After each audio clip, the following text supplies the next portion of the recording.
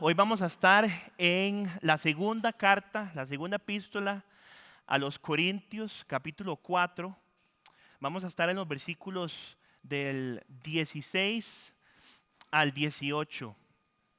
Este es un pasaje que he abrazado con mi corazón profundamente y que el Señor ha utilizado en gran manera para acrecentar mi fe. ¿Me escuchan? Sí, sí me escuchan. Ok. Antes de entrar a la epístola, me gustaría darles un, un viaje bastante rápido para lo que nos interesa antes de llegar al capítulo 4. Entonces, ¿verdad? Algo sencillo para entender a dónde estamos, cuál es el contexto. Esta epístola la escribe Pablo cuando él se encuentra en Macedonia.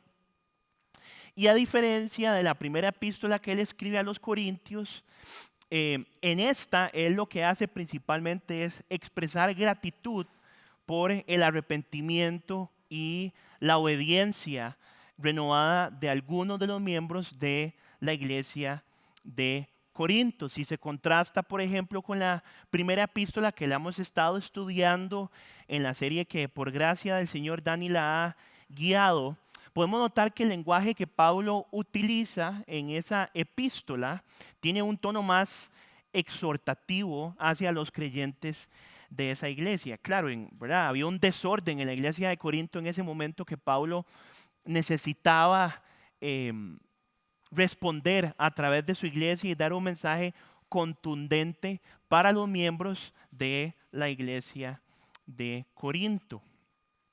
Y relatan los datos históricos y también el testimonio de las escrituras que tiempo después se envía la carta, de verdad, y pasa un tiempo en el que el Señor trabaja en el corazón de los corintios. Conforme el Señor lo fue haciendo, a Pablo le estuvieron llegando cartas por aparte de las autoridades de la iglesia de Corinto que comunicaban buenas noticias acerca del corazón y la conducta de los corintios. Y precisamente es que él determina utilizar esta carta para hacer eso exactamente, expresar gratitud por la conducta que por gracia del Señor los corintios han cambiado. Y en términos generales, la epístola se puede dividir en tres secciones. La primera sección, y considero yo que es la sección más amplia, es la sección en la que Pablo hace una defensa considerable de su ministerio, y no solo una defensa considerable de su ministerio, sino una exposición del ministerio que el Señor le ha concedido a él por gracia. Y parte de la porción o en realidad la porción que vamos a estudiar el día de hoy, podemos contenerla en ese mismo grupo, ¿verdad? Y esto específicamente va de los capítulos 1 al capítulo 7, casi que cerrando el 8. Luego, la otra sección de la carta es una exposición y un ánimo de Pablo a la iglesia de los Corintios para generosidad con la iglesia de Jerusalén. Estos capítulos 8 y 9. Y luego del capítulo 10 al capítulo 13 hay una defensa que Pablo escribe acerca de los falsos apóstoles que se encontraban en medio de los creyentes de la iglesia de Corinto.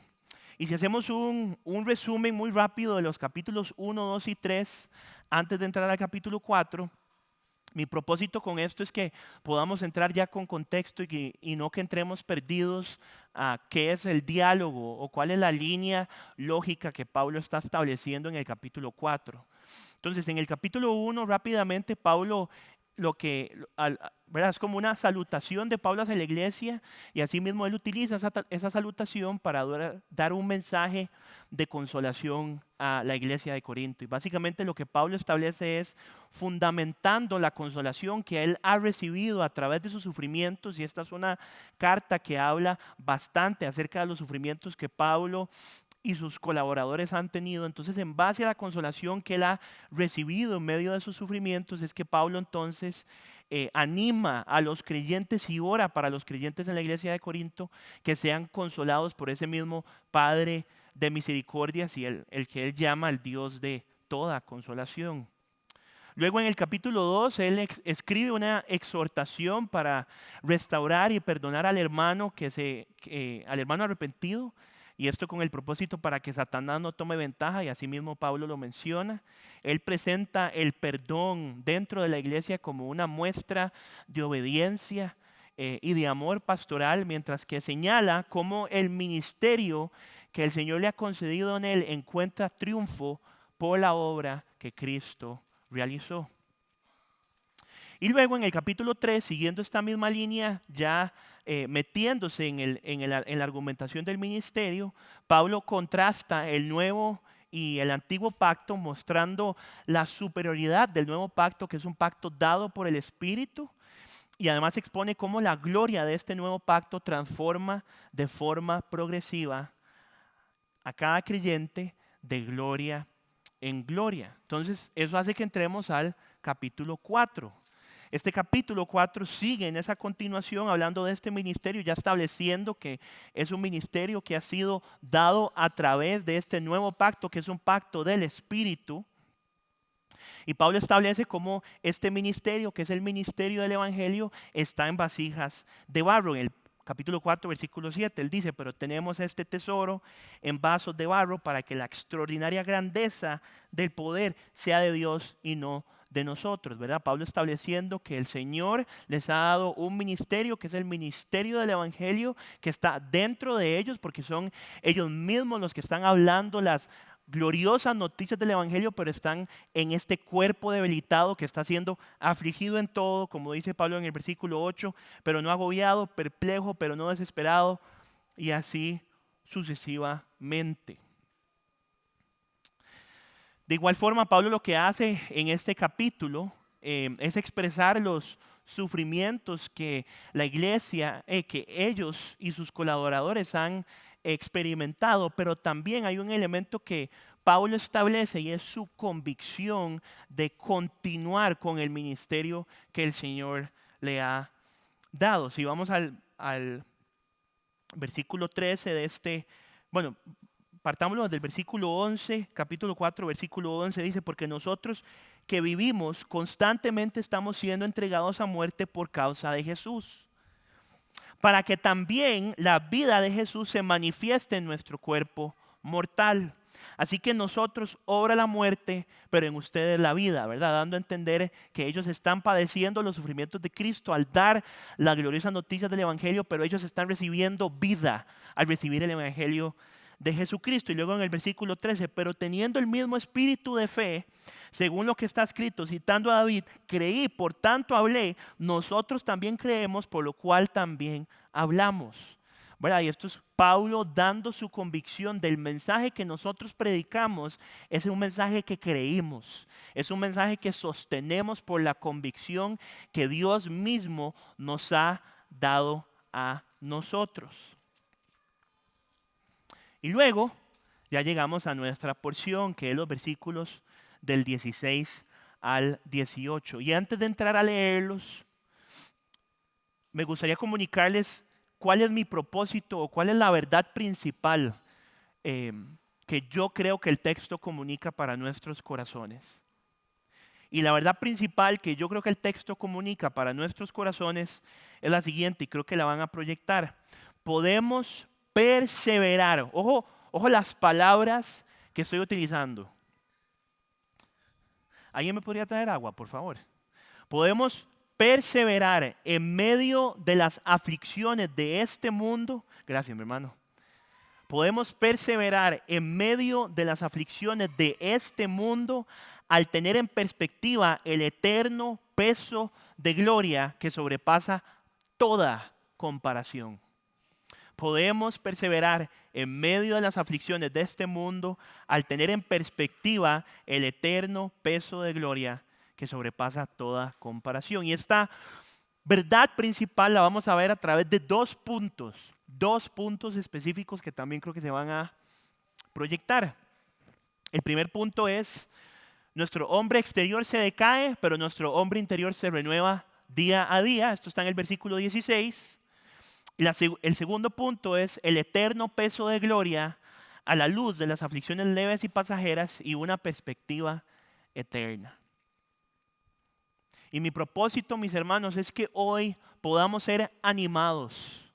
Hoy nuestro corazón, el Señor despierte un ánimo a través de su Espíritu Santo en nosotros, entendiendo que vamos a estar teniendo aflicciones en este mundo, pero que hay un ánimo que el Señor nos da a perseverar.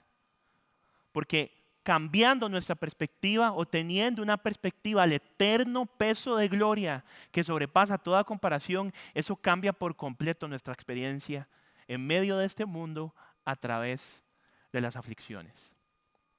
Entonces vamos a leer el texto y luego procedemos a ver punto por punto. Dice Pablo, entonces, por tanto, no desfallecemos. Lo dice igualmente en capítulo 4, versículo 1, dice, por tanto, no desfallecemos, el mismo ánimo. Antes bien, aunque nuestro hombre exterior va decayendo, vean los tiempos verbales que Pablo está utilizando. Aunque nuestro hombre exterior va decayendo, sin embargo, nuestro hombre interior se renueva de día en día. Pues esta aflicción leve y pasajera nos produce presente un eterno peso de gloria que sobrepasa toda comparación. Al no poner nuestra vista en las cosas que se ven, sino en las cosas que no se ven. Porque las cosas que se ven son temporales, pero las cosas que no se ven son eternas. Entonces vamos con el primer punto. Nuestro hombre exterior se decae, pero nuestro hombre interior se renueva día con día. Como hemos hablado en múltiples estudios, en múltiples prédicas, yo creo que ya todos sabemos qué significa un por tanto, ¿verdad? Y si no sabemos, igual lo voy a repetir, ¿verdad? Un por tanto lo que nos quiere decir es que Pablo va a concluir algo de lo que anteriormente ha estado escribiendo. Ahora, ¿cuál es ese contexto de ese por tanto? Y yo creo que antes de llegar ahí, nada más como recordarles algunas cosas que yo mencioné en la introducción, es que desde una perspectiva global, Pablo aprovecha una gran parte de la epístola para elaborar acerca del ministerio de gracia que el Señor le ha concedido. Es por esto que para poder comprender el por tanto, hay que poner atención a los diferentes enlaces que se desarrollan específicamente en el capítulo 3 y en medio del capítulo 4. Entonces, para seguir la argumentación de Pablo, respectivamente en el pasaje que nos compete, podemos considerar lo siguiente.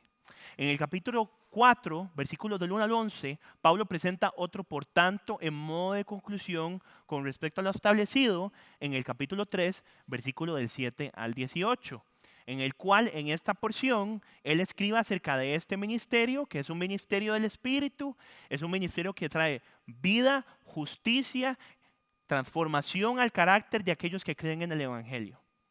Entonces, es una conclusión con respecto a esa porción.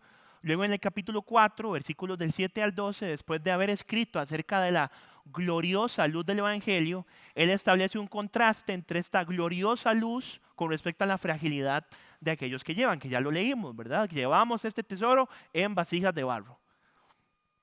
Y después en el capítulo 4, versículos de 13 al 15, Pablo escribe de cómo a pesar de las diferentes aflicciones que ellos han experimentado, él, por la gracia del Señor, sigue orando en un mismo espíritu de fe. Creí, por tanto hablé, convencido de lo que el Señor le ha dado a él en su ejercicio.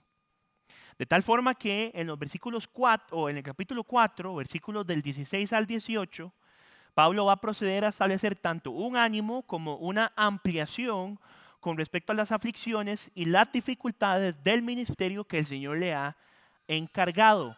Que este es un ministerio que posteriormente, cuando seguimos la carta en el capítulo 5, es un ministerio que se extiende a todo creyente, llamándonos embajadores de Cristo, porque se nos ha dado un ministerio de reconciliación. Es por esto que cuando leemos esta porción, también nosotros, cuando lo traemos en un ámbito aplicativo, podemos traerlo a nuestra vida. Porque conforme Pablo va siguiendo su carta, Sí, ellos tienen un ministerio del Evangelio específico que el Señor les ha concedido, pero luego en el capítulo 5, Pablo amplía este ministerio a todo creyente que trae noticias de un ministerio de reconciliación. ¿Tiene sentido? Sí. Ok. Entonces, por tanto, engloba esta exposición acerca de la tribulación en medio del ministerio, la perseverancia que el Señor les ha permitido tener y el gozo con el que ellos obran para que este tesoro, que es el Evangelio, sea expuesto a todos. Entonces, a pesar de que ellos están siendo expuestos a estas aflicciones, a pesar de que ellos están siendo expuestos a estos sufrimientos, el Evangelio de Jesucristo está siendo anunciado. De tal forma que la gracia del Señor se está extendiendo por medio de muchos. Y esto es algo de gozo para Pablo. Y entonces es por esto que Pablo escribe, no desfallecemos. Y esta palabra tiene una connotación de persistencia o de perseverancia. De hecho, en otras versiones, como la Reina Valera utiliza no desmayamos, la nueva versión internacional utiliza no nos desanimamos, la nueva traducción viviente me gusta como lo dice nunca nos damos por vencidos. En medio de esto hay una comprensión de Pablo a la persistencia. Hay un ejercicio de persistencia en su cabeza cuando él está escribiendo esto. No solo él estando convencido de lo que el Señor le ha encargado a él y a sus colaboradores, sino también al entendimiento que va más allá de lo terrenal. Entonces, si le preguntamos al texto por qué es que Pablo escribe que no desfallecemos, Pablo nos va a dar la razón. Él escribe, antes bien, aunque nuestro hombre exterior va decayendo, sin embargo, nuestro hombre interior se renueva de día en día. Observen las relaciones lineales que Pablo está estableciendo. Hombre exterior, decaída. Hombre interior, renovación. ¿Verdad? Son como los dos elementos claves para entender hacia dónde va Pablo. Entonces, ¿a qué se refiere Pablo con hombre exterior y a qué se refiere Pablo con hombre interior? Por el contexto del pasaje y por la argumentación que Pablo viene llevando desde el capítulo 3, hablando de sus aflicciones, cómo ellos han tenido padecimientos, cómo a pesar de sus padecimientos ellos han perseverado, podemos entender el hombre exterior como el cuerpo, el físico del creyente, tal y como Kevin también lo dijo en la oración. Mientras que el hombre interior describe el corazón del creyente, su parte espiritual, su alma. Entonces, dentro de esta comprensión hay dos situaciones que están ocurriendo, ¿verdad? El hombre exterior se decae, el hombre interior se renueva. Una óptica negativa y una óptica positiva. Y es importante también de notar, como yo les decía mientras leíamos el texto, que ambos términos están expuestos en un tiempo verbal presente. Eso quiere decir que ambas cosas ocurren de forma simultánea. Mientras que el hombre exterior se decae, el hombre interior se renueva. Son dos cosas, iba a hacer algo diferente, no lo logré. Son dos cosas que pasan al mismo tiempo. El primero que él establece es que el hombre exterior se va decayendo. Ahora, ¿cómo podemos concretar esta decadencia? En primer lugar, y por el contexto en el capítulo 4, versículos del 7 al 11, podemos entender esta decadencia del cuerpo del creyente, no solo de Pablo, sino de los colaboradores del ministerio, con respecto a la debilitante persecución que ellos estaban enfrentando, que claramente estaba dañando sus cuerpos. Si usted lee un libro como Hechos, Hechos le puede dar a usted información de cómo ellos sufrían en latigazos, en piedrazos, por predicar el Evangelio. Sus cuerpos estaban siendo flagelados por predicar a Cristo. Entonces, precisamente cuando Pablo establece que su cuerpo exterior se estaba decayendo, claramente es en vista de la persecución que ellos estaban enfrentando por la predicación del Evangelio. Por algo en el capítulo 4, versículo 8, él dice, afligidos en todo. En segundo lugar, y amarrado también a esta explicación, sería irrealista pensar que Pablo solo se está refiriendo a una decadencia meramente física. Más que todo porque, de nuevo, en el capítulo 4, versículo 8, él dice, afligidos en todo. Por lo que también podemos entender cualquier otra aflicción que el creyente pueda encontrar en un mundo físico. Aquí estamos hablando de enfermedades, estamos hablando de pérdidas, de decepciones, de desilusiones, aflicciones que al fin y al cabo de una u otra forma hacen que este hombre exterior vaya en decadencia y lo debilite. Entonces ese es el hombre exterior. Por otro lado tenemos al hombre interior en contraste con el exterior. De Pablo escribe que a diferencia del exterior se renueva de día en día. Y la renovación que Pablo establece acá, yo creo que tiene un sentido de fortalecimiento y crecimiento en el corazón del creyente. Entonces, ¿cómo es que se da esta renovación? ¿Cómo es que podemos entender cómo se va a dar esta renovación? Yo creo que un buen pasaje que nos ayuda a entender cómo se va dando esta renovación es un pasaje como Efesios capítulo 3, versículos del 14 al 19. Este es un pasaje donde Pablo hace una oración para la iglesia de Éfeso, orando o haciendo un mismo ejercicio de fortalecimiento para ellos. Dice Pablo, creo que se va a proyectar. Por esta causa, pues, doblo mis rodillas ante el Padre de nuestro Señor Jesucristo, de quien recibe nombre toda familia en el cielo y en la tierra. Les ruego que Él les conceda a ustedes, conforme a las riquezas de su gloria, el ser fortalecidos con poder por su espíritu en el hombre interior. De manera que, ¿cómo se ve este fortalecimiento? Cristo habite por fe en sus corazones. También ruego que, arraigados y cimentados en amor, ustedes sean capaces de comprender con todos los santos cuál es la anchura, la longitud, la altura y la profundidad, y de conocer el amor de Cristo que sobrepasa el conocimiento, para que sean llenos hasta la medida de toda plenitud de Dios. Aquí encontramos que el hombre interior se fortalece cuando por medio del Espíritu Santo Cristo mora en él por fe, y hablando del creyente, vive arraigado y fundamentado en el amor de Dios. Esto hace que del creyente o de nosotros brote no solamente el deseo auténtico de conocer a Dios, sino también de vivir en buenas obras y glorificar el nombre del Señor. Y justamente es ahí cuando nuestro hombre interior está siendo renovado.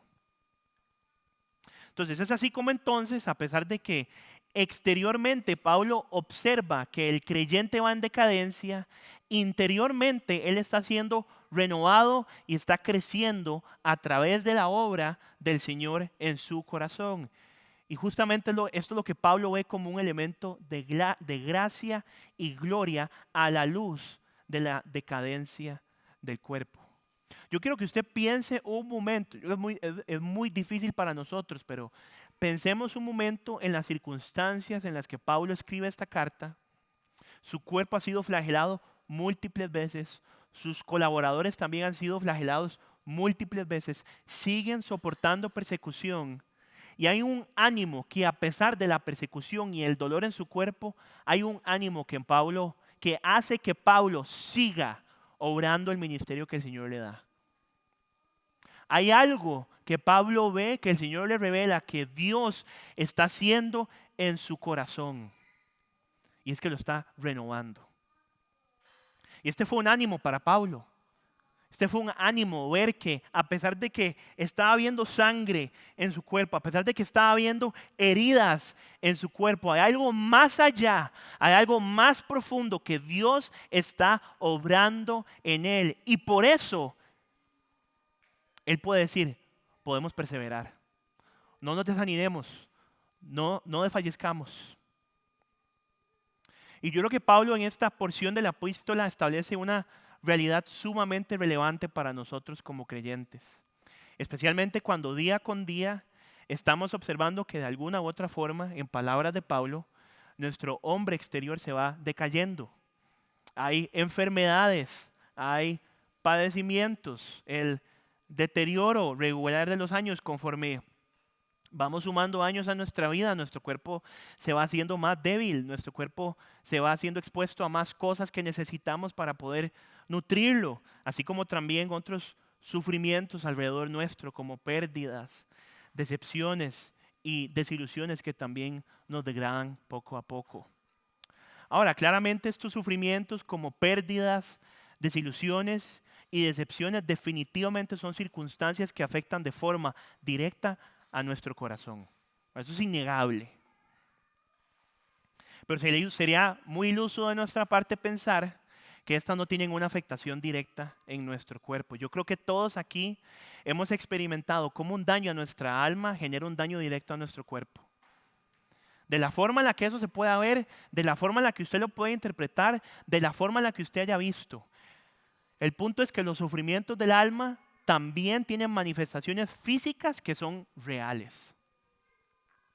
Entonces aquí es donde englobamos la decadencia de nuestro hombre exterior, la decadencia de nuestro hombre físico desde una óptica más grande. Porque tal vez ahorita usted me dice, no, pero es que a mí nunca me han pegado por predicar al Señor. O a mí nunca me han latigado por predicar al Señor. Bueno, pero hay otras aflicciones, hay otros sufrimientos, hay otros padecimientos que usted tiene en medio de este mundo, porque usted vive en un mundo de pecado. Y esa es su realidad. Esa es nuestra realidad. Y estos son elementos que hay que tener en cuenta. Y si nuestro caminar solamente tuviera un enfoque de deterioro exterior, esto sería sumamente desalentador. Sumamente desalentador. Piense solo un momento que no haya nada en la escritura que hable de su alma. Imagínese qué decepción, qué tristeza para nosotros sería eso. No habría esperanza porque no hay más, no hay nada más que esté ocurriendo dentro de nosotros para nuestro crecimiento. Pero la buena noticia es que por la gracia del Señor esto no es así. En medio de nuestro caminar está ocurriendo una renovación. Y yo quiero que usted mastique eso por un momento. En medio de nuestro caminar, en medio de su corazón, hay una renovación que el Señor está haciendo, aunque usted no lo vea. Aunque usted piense que nada está pasando. Aunque usted no vea alrededor suyo, que ya vamos a ver qué significa eso, aunque usted vea alrededor suyo, que no parece que nada esté cambiando, hay algo que el Señor está haciendo en su corazón. Nuestra alma está siendo constantemente renovada por parte del Señor para la glorificación de su nombre y para la edificación de nuestro caminar como creyentes. Y esto, mis hermanos, es una realidad de gran ánimo para todos nosotros. De igual forma, yo creo que un aspecto importante es que debemos entender que esta renovación es progresiva, no es inmediata. Y en cada uno de nosotros se va a contemplar y experimentar de una forma, escuche esto, diferente. Ninguno de nosotros va a tener un caminar cristiano similar. Todos vamos a experimentar los sufrimientos, los padecimientos, las desilusiones, las decepciones de forma diferente, porque el Señor nos hizo a cada uno distintos. Y eso lo digo porque muchas veces ponemos nuestros ojos en los demás. Bueno, es que este hermano ya tiene 14 años de crecer en el Señor y yo tengo 12 y estoy ya muy cercano en años y yo no veo que el Señor esté produciendo lo mismo que está produciendo en esta persona, porque muchas veces nos medimos de esa forma. Entonces es una renovación que es progresiva, no es inmediata y es diferente. Ahora, aunque es una renovación diferente y aunque es un cuerpo diferente, es el mismo poder del Señor que obra soberanamente en nosotros. Es un mismo Dios el que está obrando en nuestros corazones, haciendo una obra de renovación, pero de forma distinta. Nosotros lo vamos a experimentar, cada uno de nosotros, de una forma diferente. Entonces, no tenemos las mismas aflicciones, no tenemos los mismos padecimientos, no tenemos las mismas decepciones, no tenemos las mismas desilusiones. Sin embargo, sí sabemos que todos sí tenemos al mismo Espíritu, el cual nuestro Señor utiliza para dar ese crecimiento y progreso continuo. Día a día y momento tras momento, el Señor, a través de su Espíritu en nosotros, está obrando en nuestra alma. Él está enseñándonos, Él está exhortándonos, Él está perfeccionándonos para cada vez ser más como aquel que murió y resucitó por nosotros. Esta es una obra poderosa por parte del Señor y no depende de nosotros.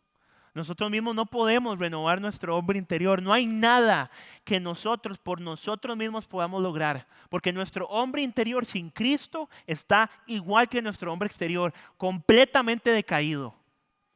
Solo hay un milagro que está ocurriendo en nuestra vida. Escuche esto, un milagro. Hay algo que está ocurriendo en su vida que no hay forma que ocurra, sino es porque una acción sobrenatural está ocurriendo en nuestro corazón. Usted sabe que su vida, ahora que conoce a Cristo, es un milagro. Usted entiende lo que eso representa. Y muchas veces pedimos milagros visibles para testificar que el Señor existe y no vemos que nuestra vida es una obra milagrosa del Señor. Cuando Él abre sus ojos y usted puede ver a Cristo magnificado sobre cualquier otra cosa, mi hermano, eso es un milagro. Y ese es el milagro que el Señor está haciendo en nuestro corazón, renovando nuestro hombre interior. Hoy tu cuerpo puede estar decaído, hoy tu cuerpo puede estar con enfermedades, hoy puedes volver a ver a tu alrededor y ves que todo está en decadencia, pero el Señor está haciendo algo nuevo en tu vida y es que tu corazón lo está haciendo nuevo. Tu corazón está siendo renovado momento tras momento, día tras día, porque teníamos un corazón de piedra. Un corazón envuelto de pecado, un corazón cegado de maldad. Y lo que el Señor está haciendo es renovándolo. Mis hermanos, gloria a Dios por esa obra. Y en esta misma línea, la realidad de la degradación de nuestro hombre exterior y la esperanza y entendimiento de la renovación de nuestro hombre interior no solo nos sostiene ahora, sino que también nos está preparando para algo que aún no vemos. Un horizonte relacionado a una eternidad que es gloriosa. Y esto es justamente lo que vamos a ver en la siguiente sección. Versículos 17 al 18. El eterno peso de gloria a la luz de las aflicciones leves y pasajeras y una perspectiva eterna. Pablo ahora amplía el entendimiento acerca de las aflicciones y las tribulaciones en el hombre exterior y la renovación del hombre interior, a la luz de algo que en sus palabras es aún más grande. Es algo que sobrepasa toda comparación. Y en esos dos versos, 17 y 18, Pablo explica otra razón por la cual él puede dar un ánimo a perseverar y no desfallecer.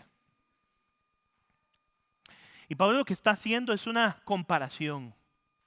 Él está tomando su situación actual y él está viendo su esperanza futura. Y ve una realidad sumamente animante para su circunstancia. Cuando Pablo describe que sus aflicciones son leves y pasajeras, yo creo que hay que ir más allá, ¿verdad? Porque sin lugar a dudas, las aflicciones de Pablo y sus colaboradores no eran leves y pasajeras, ¿verdad?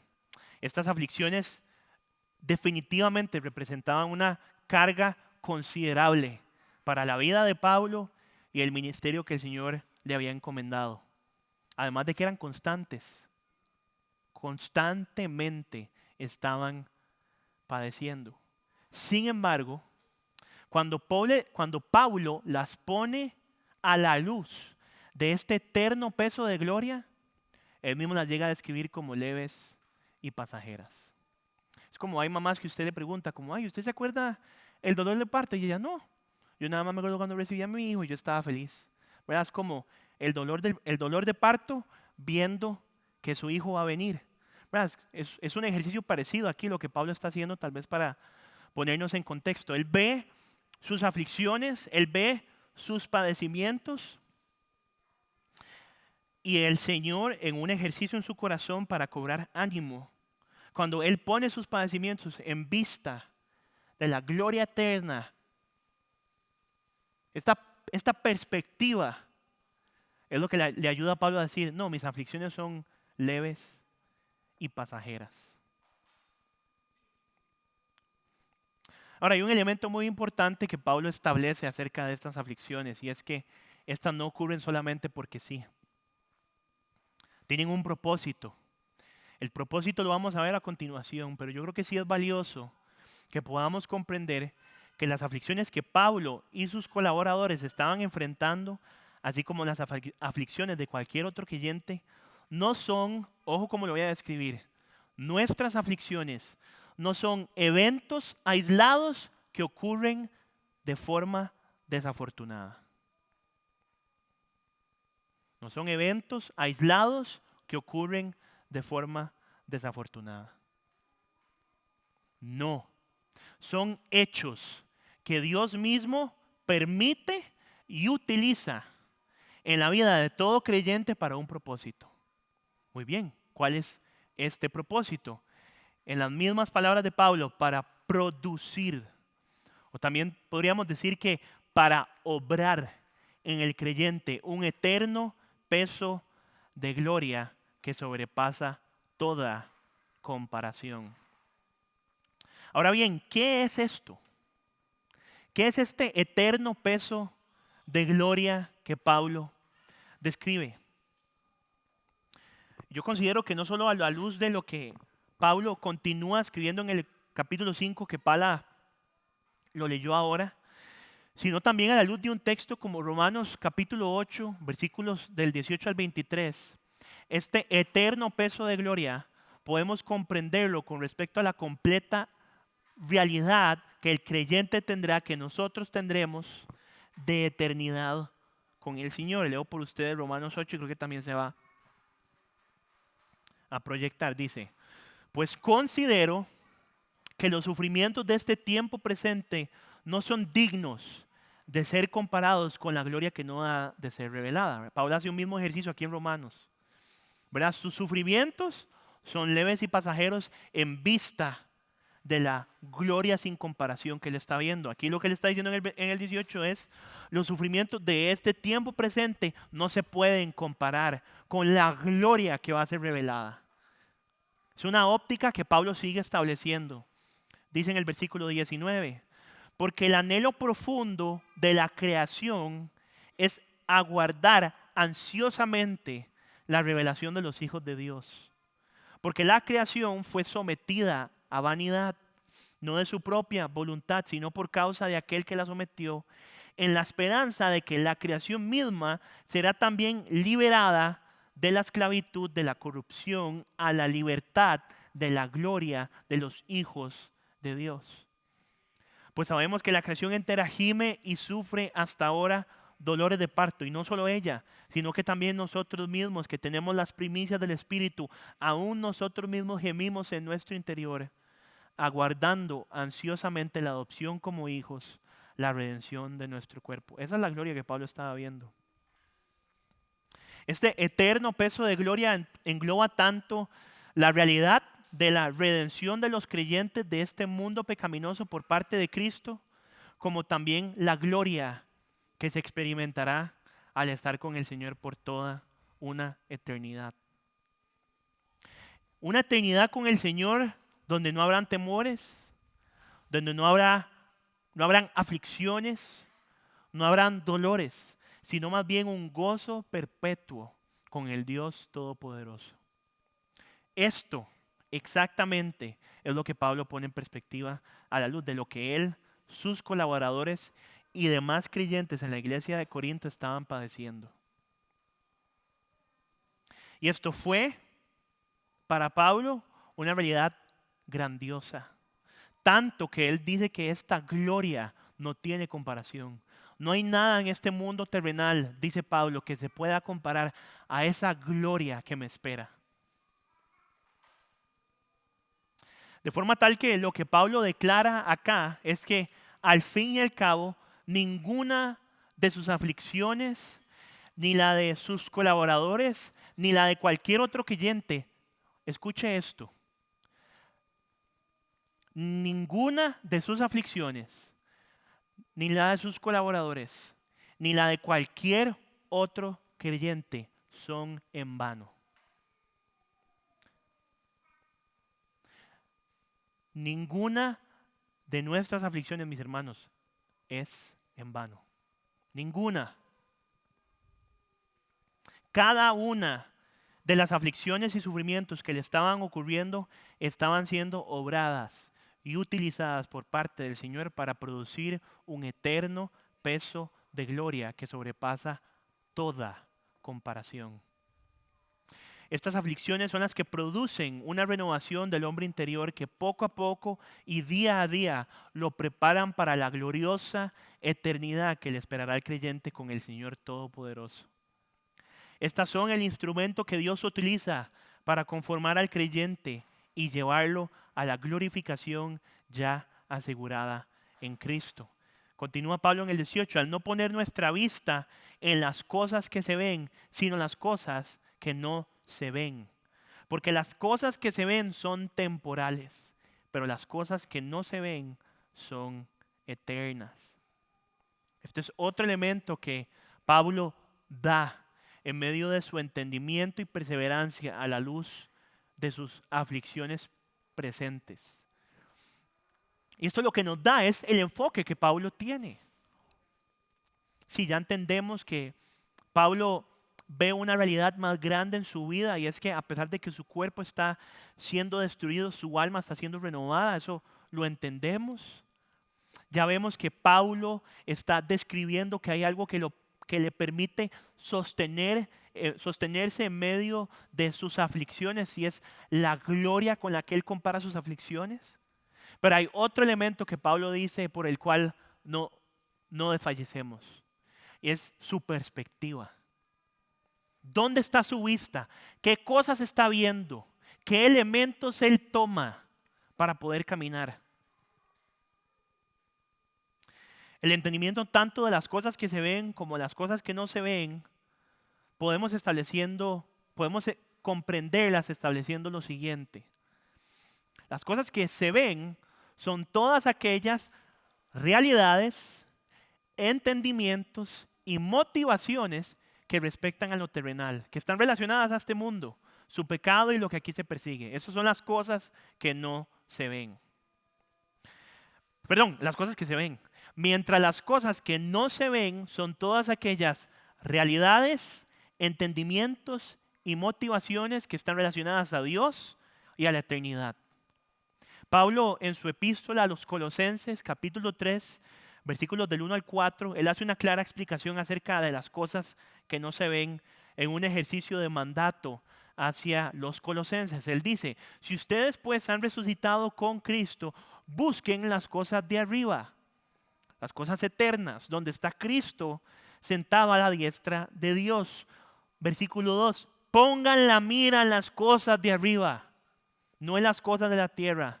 ¿Por qué, Pablo? ¿Por qué como creyentes debemos poner nuestra mira en las cosas de arriba y no en las cosas terrenales? Versículo 3, porque ustedes han muerto y su vida está escondida con Cristo en Dios. El versículo 4 dice, cuando Cristo nuestra vida sea manifestado, entonces ustedes también serán manifestados con Él en gloria. Pero estas son las cosas de arriba, son las cosas de Dios, entendimientos, motivaciones y realidades que respectan al Señor, su carácter y lo que Él ha establecido en su palabra.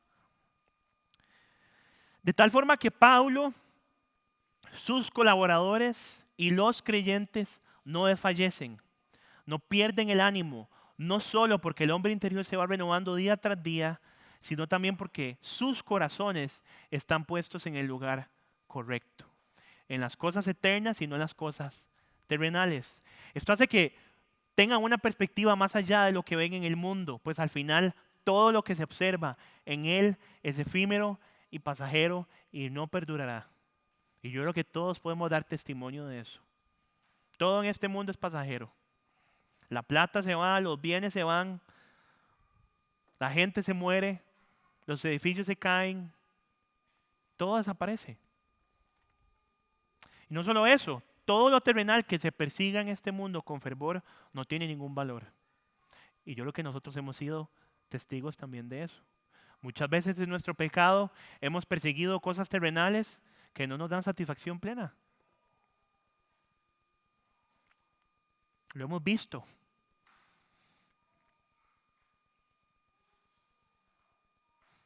En otras palabras, lo único que tiene valor son las cosas de arriba.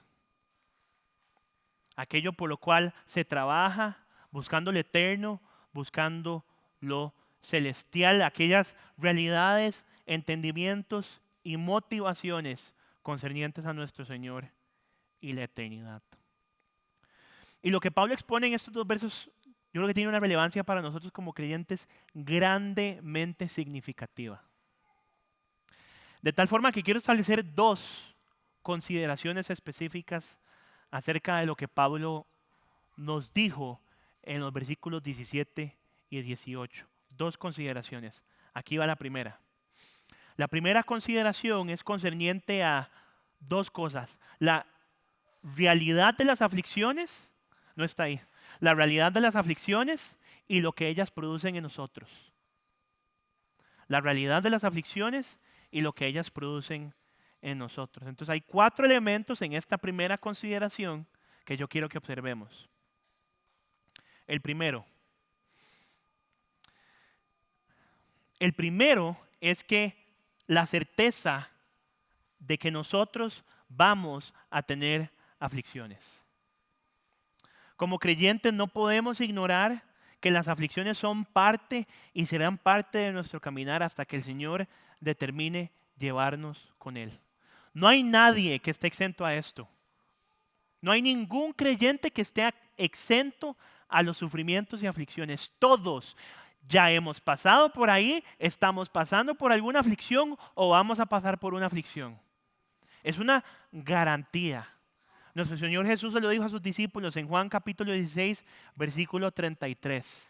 Él dijo, en este mundo ustedes enfrentarán aflicciones, pero Él da una esperanza. Él dice, pero confíen, yo he vencido al mundo y eso es glorioso. Pero lo primero que yo quiero establecer es que las aflicciones son una realidad para nosotros. No podemos escapar de ellas, van a ocurrir de alguna u otra forma. Ahora, eso podría ser un poco triste, ¿verdad? Parece que no estoy dando ánimo, pero yo creo que es una realidad que tenemos que tener presente. No podemos caminar en nuestro cristianismo sin saber que vamos a enfrentar aflicciones. En segundo lugar, yo creo que también es preciso señalar la perspectiva que debemos tener en esas aflicciones. Si bien las aflicciones que hemos enfrentado, que estamos enfrentando o bien que enfrentaremos, no han sido fáciles ni lo serán, estas definitivamente no están ocurriendo en nuestras vidas por el azar o simplemente porque no fuimos tan afortunados. Las aflicciones ocurren en nuestra vida con un propósito, aun cuando ese propósito no se vea de cerca. Aun cuando yo esté en ¿verdad? Cuando yo esté con mi familia sufriendo por esta circunstancia y yo no veo lo que el Señor está haciendo, no puedo ser testigo de lo que el Señor está haciendo en ese momento. Hay algo que el Señor está haciendo en tu corazón, aunque vos no lo estés viendo. Las aflicciones no son en vano, mis hermanos. No hay ninguna aflicción que pasemos que sea en vano. No hay ninguna enfermedad que pasemos que sea en vano. No hay ningún sufrimiento que pasemos que sea en vano. No hay ninguna pérdida que pasemos que no sea en vano.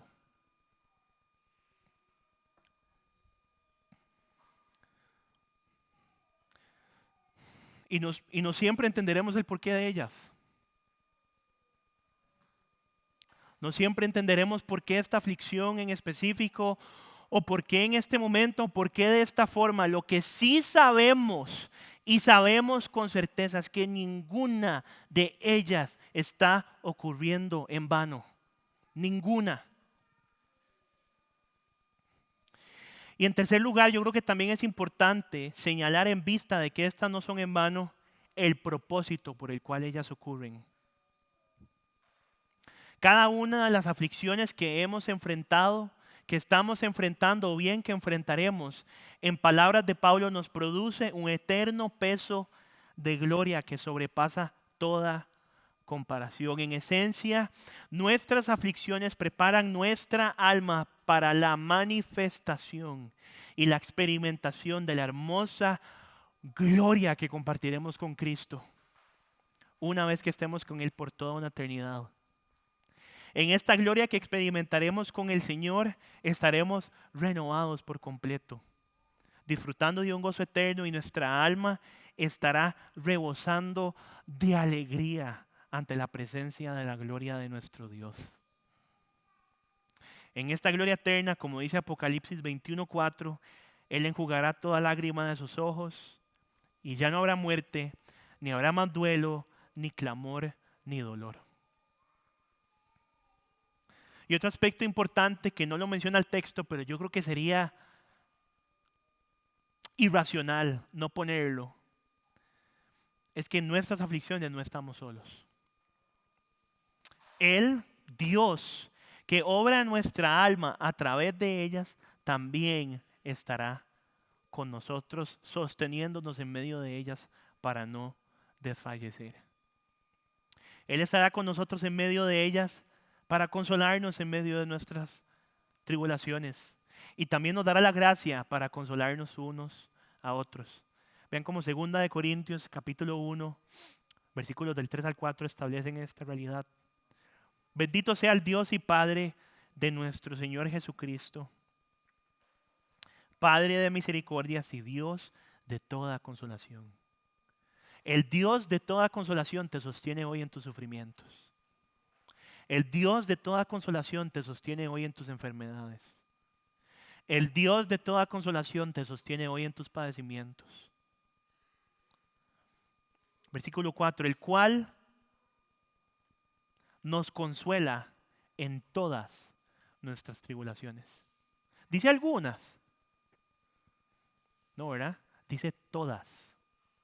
Todas las tribulaciones. Para que también nosotros podamos consolar a los que están en cualquier aflicción, dándoles el consuelo con que nosotros mismos somos consolados por Dios. En medio de tus sufrimientos hay un Dios que te sostiene. En medio de tus sufrimientos hay un Dios que te sostiene. Y muchas veces no lo vemos. Muchas veces podemos decir, no, es que estoy pasando por esto y he sufrido esto, pero yo no veo a Dios, no siento a Dios. Dios está ahí, mi hermano. Dios está ahí y te va a consolar y te va a seguir consolando y va a seguir consolando tu corazón. Aún cuando en tus ojos humanos no puedas verlo. Aun cuando no puedas percibirlo, el Señor está ahí con vos. La segunda consideración es concerniente a la perspectiva que debemos tener sobre las cosas que se ven y las cosas que no se ven.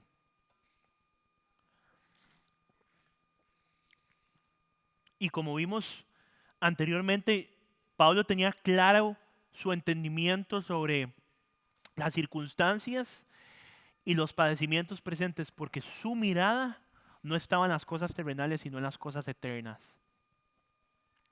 Esto en definitiva le ayudó a Pablo a tener un enfoque claro en medio de su caminar. Aun cuando él podía sentir que alrededor las cosas como él las veía no estaban del todo bien. Imagina a un Pablo metido en la cárcel y en su mente diciendo, para esto estoy predicando a Cristo, para pasar en la cárcel. O imagina a un Pablo siendo azotado o apiedrado. Para esto estoy siguiendo a Cristo, para que mi cuerpo sufra. Piensa en tu vida. Estoy siguiendo a Cristo y se supone que Cristo me va a bendecir, pero hey, tengo cáncer. Estoy siguiendo a Cristo y se supone que Cristo me va a decir, pero acabo de perder a mi hijo. Muchas veces nuestro corazón puede dar ese fruto. Y yo creo que ahí, mis hermanos, es donde debemos tener mucho cuidado. Porque nos podemos ver tentados a comprometer el carácter de nuestro Señor. Aquí el entendimiento es, ¿dónde está nuestra perspectiva cuando los sufrimientos ocurren? ¿Qué entendimiento tenemos a la luz de lo que vemos y de lo que no vemos con respecto a lo que nos está pasando?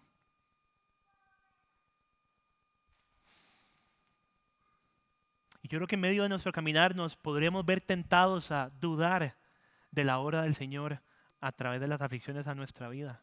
Porque a simple vista todo lo que está a nuestro alrededor no parece tener sentido. O peor aún, lo comparamos con otras personas. Vemos nuestras circunstancias como tristes y desalentadoras. Muchas veces como lo hace el salmista, Señor, pero ¿por qué a los ricos usted les da esto, pero a nosotros no nos da nada? Muchas veces podemos caer en ese ejercicio. Pero eso solo ocurre cuando nuestro enfoque está en el lugar incorrecto. Y puede pasar, mis hermanos, no estoy diciendo que no debería de pasar, ¿verdad? Porque yo creo que sería iluso pensar que nunca nos va a pasar. Yo creo que es entender que la realidad existe y cómo vamos a responder ante esa realidad. Si sabemos que nuestra mente, nuestro corazón es guiado a medir al Señor a través de las circunstancias, tenemos que ir corrigiendo nuestra mirada porque no debe estar en las cosas terrenales, sino en las cosas del Señor.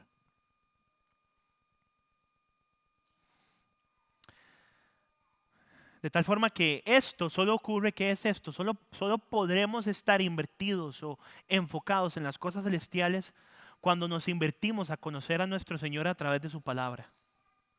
Solamente ahí es donde podremos encontrar todas las realidades, entendimientos y motivaciones concernientes a Él y a la eternidad. No existe ni existirá ninguna otra fuente. La palabra del Señor a través de la obra del Espíritu Santo en nosotros es la única, no hay otra herramienta.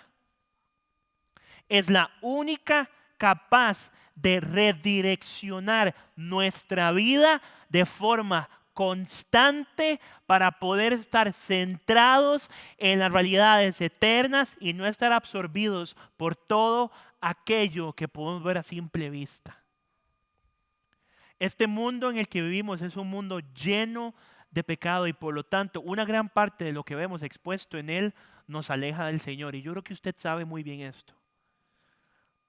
En este mundo, las cosas de este mundo nos llevan a creer mentiras y tener motivaciones incorrectas simplemente cuando ponemos nuestra mirada en las cosas terrenales.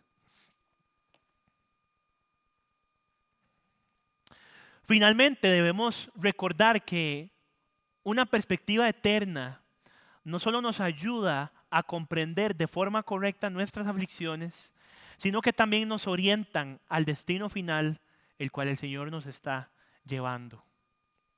El Señor a través de Pablo nos recuerda que las cosas que se ven son temporales, pero las que no se ven son eternas.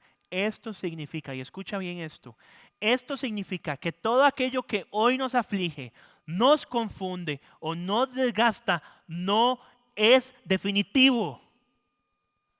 Todo aquello que nos aflige, nos confunde y nos desgasta, no tiene la última palabra en tu vida. Nuestra mirada, mis hermanos, está puesta en una gloria futura que aún no vemos, pero que es real y segura en Cristo. Esta esperanza es la que sostiene nuestro caminar. Esta esperanza es la que nos permite perseverar cuando las circunstancias parecen no tener sentido. Y es la que nos recuerda que el Señor está usando incluso nuestras aflicciones para preparar nuestro corazón para esa eternidad gloriosa con Él.